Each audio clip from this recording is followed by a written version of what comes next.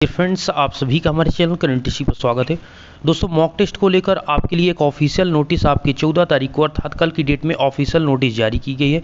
इसके विषय में बात करेंगे, साथ में कुछ आपके कमेंट के हिसाब से आपके क्वेश्चन के आंसर देने वाले हैं जो कि आपको जानना बहुत ज़रूरी है, तो इस वीडियो को आप लास्ट तक जरूर देखिएगा। देखिए, यहाँ पर आपकी बात करेंगे पंजीकरण और मॉक टेस्ट की, रजिस्ट्रेशन और मॉक टेस्ट जो फाइनल ईयर के स्टूडेंट हैं उन सभी की बात यहाँ पर की गई है।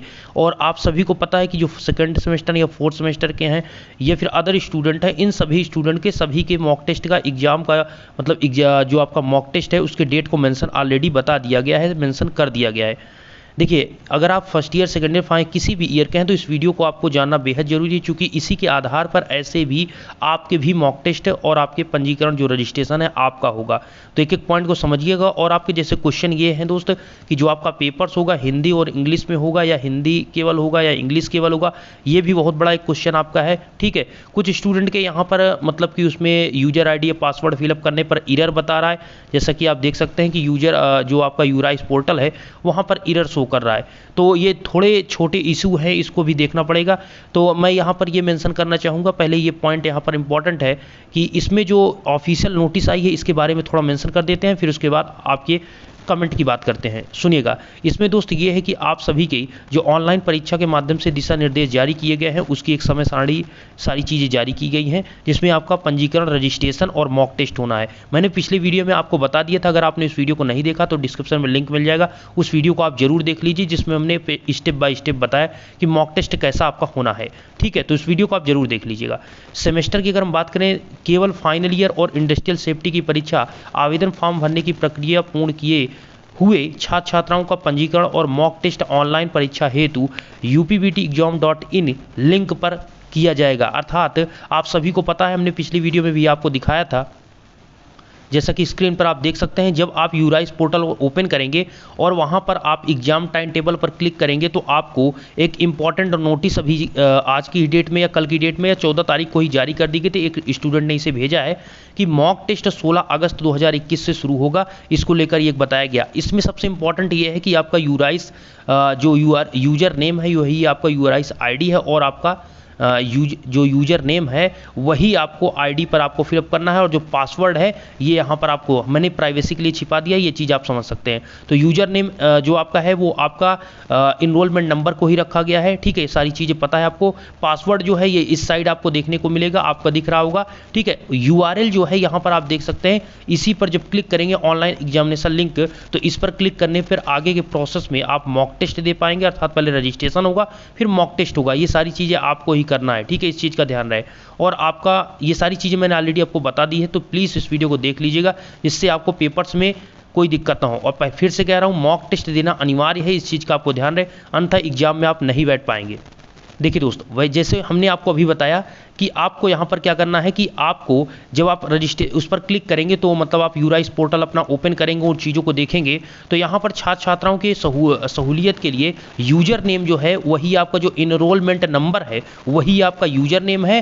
ठीक है, और पासवर्ड आपको वहाँ पर दिया जाएगा, पासवर्ड को और अपने इनरोलमेंट नंबर को रखना है। ठीक है, इस चीज़ का आपको ध्यान रहे, उसी के आधार पर आपको पेपर देना है। उनके यूराइस पोर्टल पर पंजीकृत ईमेल आईडी और मोबाइल नंबर प्रेषित किया जाएगा। साथ ही यूराइस पोर्टल पर स्टूडेंट लॉगिन के अंदर यूराइस पोर्टल आप ओपन करिए, जिसमें स्टूडेंट लॉगिन पर क्लिक करेंगे, उसके अंदर आपको एग्जाम टाइम टेबल का एक टैब दिखेगा, अर्थात एग्जाम टाइम टेबल का जहां ऑप्शन दिखेगा उस पर क्लिक करिए।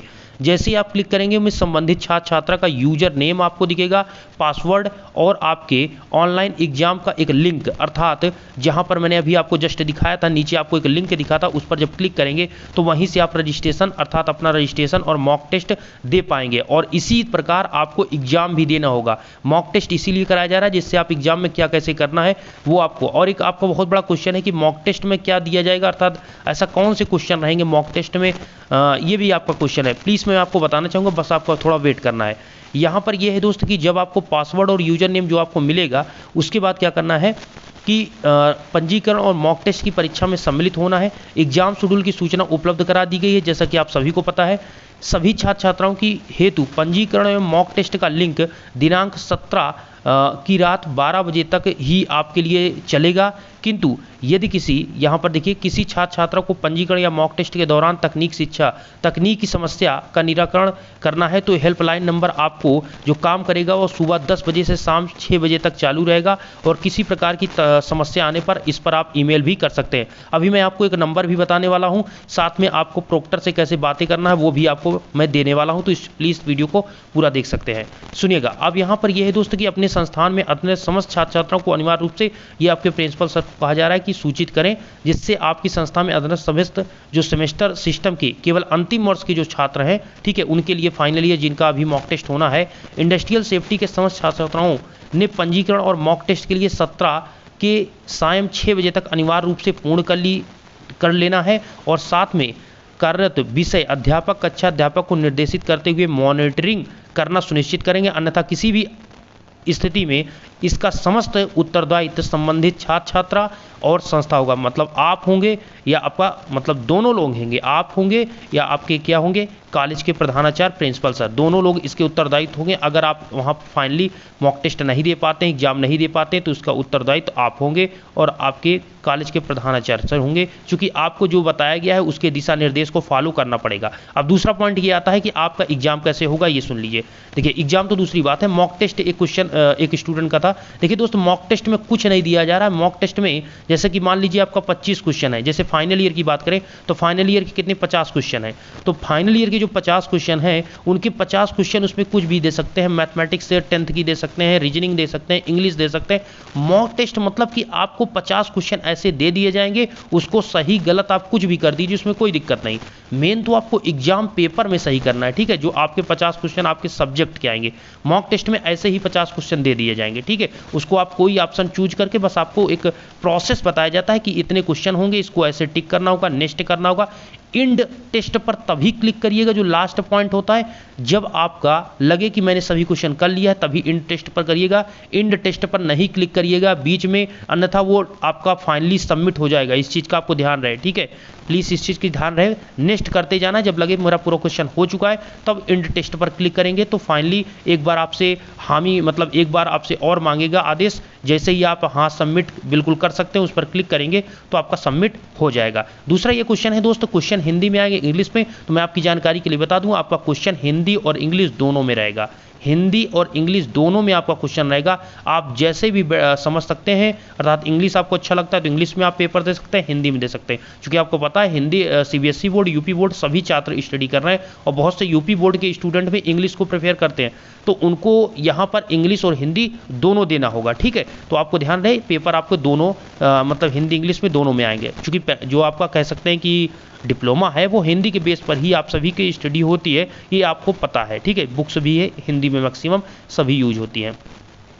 ये पॉइंट आपके हो चुके हैं। अब एरर की जहाँ तक बात है दोस्त, जो आपका इसमें एरर दिखा रहा है, ठीक है, पहले तो आप यहाँ पर एक ये नंबर को नोट कर लीजिए, ठीक है, एक सपोर्ट नंबर यहाँ पर ये इसको नोट कर लीजिए। जैसे कि अगर मान लीजिए एग्जाम देते समय कोई समस्या होती है, लॉगिन नहीं होता है या फिर अंदर कोई सबमिट हो जाता है, तो इसके लिए आप क्या कर पाएंगे। तो अगर आपको लगता है कोई टेक्निकल इशू है और नहीं सही, थोड़ा वेट करना है, अगर नहीं सही होता तब आप इस नंबर पर तुरंत कॉल कर सकते हैं, तुरंत आपसे बात होगी, इसमें कोई दिक्कत की बात नहीं है, उधर से आपसे बात हो जाएगी। या आप यहाँ पर ईमेल भी इसके माध्यम से कर सकते हैं, upvtexam@gmail.com। ओके, ये सारी चीज़ें आप नोट करके रखिए, जिससे कोई पेपर में दिक्कत ना आए। एक पॉइंट में जो आपसे बता रहा हूँ कि कृपया सुनिश्चित करें कि यदि आप अपनी परीक्षा पूरी करने के बाद ही अंतिम सबमिट करें, ठीक है, सुनिश्चित पहले कर लें। यदि आप गलती से अवधि पूरी होने से पहले सबमिट करने का प्रयास करेंगे तो आपको पुष्टि करने के लिए कहा जाएगा। कृपया ध्यान दें, एक बार फाइनल सबमिट होने के बाद आप दोबारा परीक्षा नहीं दे पाएंगे। अर्थात अगर उस सब्जेक्ट का एक सब्जेक्ट का हम एग्जाम दे रहे हैं,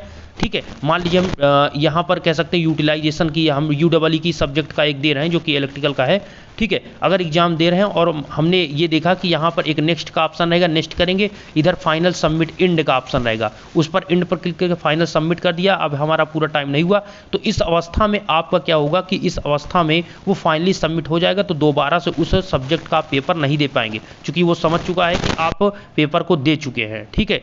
तो जब आपको लगे तभी हमने टिक कर लिया, तब फाइनल आप सबमिट करिएगा। यदि आप परीक्षा के दौरान किसी भी तकनीक समस्या का सामना कर रहे हैं तो दिए गए नीचे चैट बॉक्स पर संदेश आप भेज सकेंगे, साथ में आप इस नंबर पर कॉल कर सकेंगे, ठीक है। और आपको 512 kbs स्पीड आपकी चाहिए, ठीक है। तो स्पीड का बहुत ज़्यादा इशू नहीं रहेगा, ठीक है। बस यही रहे, थोड़ा नेट की स्पीड ठीक ठाक रहेगी तो काम चल जाएगा। एक स्टूडेंट का यहाँ पर ये था कि यहाँ पर एरर का प्रोसेस है, तो इसीलिए यहाँ पर एरर वाला जो ये इमेज है मैं दिखा रहा हूँ, कुछ स्टूडेंट का ऐसा यहाँ पर दिक्कत है। तो आप परेशान मत होइए, ये एरर प्रोसेस खत्म हो जाएगा, ठीक है। अभी ये बहुत ज़्यादा स्टूडेंट हैं इसलिए हो सकता है ऐसा प्रोसेस हो, ठीक है। आप दोबारा तिबारा इसको लॉगिन करने की कोशिश कीजिए, आपका सही हो जाएगा। कमेंट बॉक्स में बताइएगा अगर आपका कोई क्वेश्चन हो तो इसमें कमेंट में बता सकते हैं। मैंने आपको बता दिया, पहले आप सिंपली यूराइस पोर्टल ओपन करिए। यूराइस पोर्टल ओपन करेंगे, स्टूडेंट लॉगिन में जाइए, एग्जाम टाइम टेबल पर क्लिक करिए, आपका अपना यूजर आईडी पासवर्ड मिल जाएगा, उसको दोनों को नोट कर लीजिए। फिर आपको नीचे ऑनलाइन एग्जामिनेशन लिंक का ऑप्शन मिलेगा, उस पर क्लिक करिए। उस पर क्लिक करेंगे तो आपसे यूजर आईडी पासवर्ड मांगेगा, जो आपने नोट किया उसी को फिलअप करिए। और फिलअप करने के बाद जस्ट आप जैसे ही फिलअप करेंगे तुरंत आपके सामने आपका जो रजिस्ट्रेशन का प्रोसेस है वो ओपन होगा। फिर आपका कह सकते हैं कि आपका मॉक टेस्ट होगा, उसको सबमिट कर दीजिएगा। उसी प्रोसेस से आपका डेली एग्जाम कराया जाएगा। उम्मीद करता हूं चीज़ें समझ चुके हैं। अगर आप कोई कंफ्यूजन हो तो कमेंट बॉक्स में बता सकते हैं या फिर इंस्टा पे आप मैसेज कर सकते हैं, ठीक है। चैनल पर पहली बार, चैनल को सब्सक्राइब करें। इस प्रकार की अपडेट में और भी जो हैं उनको मैं टेलीग्राम पर भेज दे रहा हूं, जो नोटिस है उनको आप देख सकते हैं, वहां जुड़ सकते हैं। धन्यवाद।